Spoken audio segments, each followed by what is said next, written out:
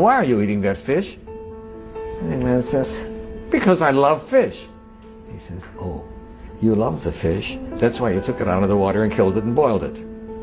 He said, don't tell me you love the fish. You love yourself.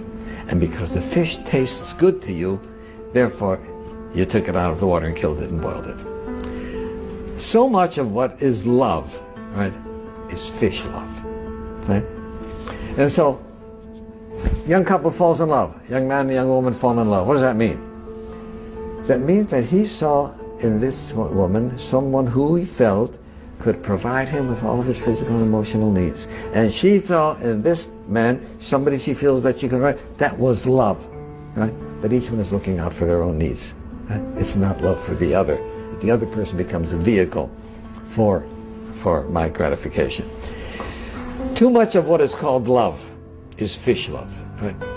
An external love is not on what I'm going to get, but what I'm going to give. We had an ethicist, Rabbi Dessler, who said, the people make a serious mistake in thinking that you give to those whom you love. And the answer is, the real answer is, you love those to whom you give. Right? And his point is, if I give something to you, I've invested myself in you. Right? And since self-love is a given, everybody loves themselves, now that part of me has become in you, right, there's part of me in you that I love. Right? So true love is a love of giving, not a love of receiving. Now please listen to this story. If you've heard it before, don't say you've heard it before. It is my favorite story. One night, a Delta twin-engine plane is flying somewhere above New Jersey in the United States. Just twin engine. There are 4 people on board. The pilot, Bill Gates, the Dalai Lama, and a hippie who has boarded with his backpack. Suddenly, an oxygen generator explodes loudly in the luggage compartment and the passenger cabin begins to fill with smoke. The cockpit door opens, the pilot bursts into the compartment. Gentlemen, he begins, I have good news and bad news. The bad news is we are about to crash in New Jersey. But the good news is that there are 3 parachutes and I have one of them. With that, the pilot throws open the door and jumps out from the plane.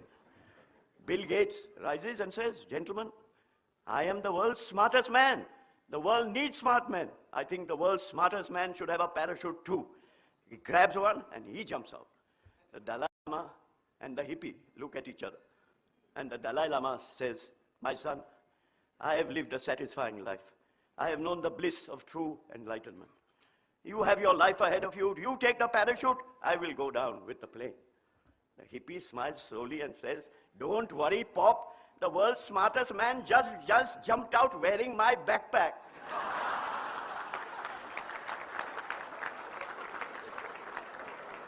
And the moral of the story, every story has to have a moral. And the moral of the story is that tomorrow, when you speak, whether from the platform or from the floor, be smart in what you say, but don't be too smart. And also don't be too long. Always be a good person, even when nothing comes back in return, even when no one is watching.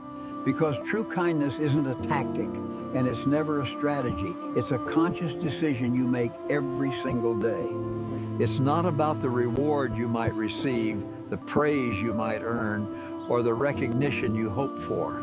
It's about the person you choose to be when there is absolutely nothing to gain, when being kind is harder than being indifferent, and when walking away would be easier than doing the right thing. Kindness is a reflection of your character, not a response to how others treat you. The world may test you, people may misunderstand you, and life may not always be fair, but your values are yours to protect. Stay kind, not because others deserve it, but because you do. In the end, kindness is the one thing no one can steal from you. If these words inspire you, type yes in the comments. Difference between the consciousness and the mind. The mind is bigger than consciousness in the sense that it would include everything the brain is doing unconsciously. Probably 90% of what your brain does you're not aware of. It's like managing your body, which is a big project. It's perceiving things in your environment you're not attending to. It's picking up on homeostasis. Is my body at the proper temperature? Do I need food? How's my blood pressure, heart rate? I mean, it's just incredible what it's doing. It's managing Yeah. this very complex organism. We should remember that brains exist to keep bodies alive, not the other way around. And they do that by monitoring things and making adjustments. So that's the mind. It's doing all that stuff. Consciousness is this little tip of the iceberg of the stuff we're aware of. And the interesting question is, if we can automate all that, why don't we automate the whole thing? Why aren't we zombies? Why do we need this space of awareness and decision making? The best guess is because there are, for a creature that exists in a very complex social reality, we are inherently social beings. We need connection and we die without it. You can't automate something as complex as social engagement. You need things like theory of mind. I can guess what you're thinking, anticipate what you're going to do, and all the little signals that go on in a conversation. You can't automate that. It's just too complex. And also, there are certain needs you have that may contradict. Let's say you're tired and you're hungry. Which should you deal with first? You need to make a decision. And those kind of conflicting needs may be what drive us to become conscious, because we need that space of decision making. So that's the best guess. Nobody knows for sure.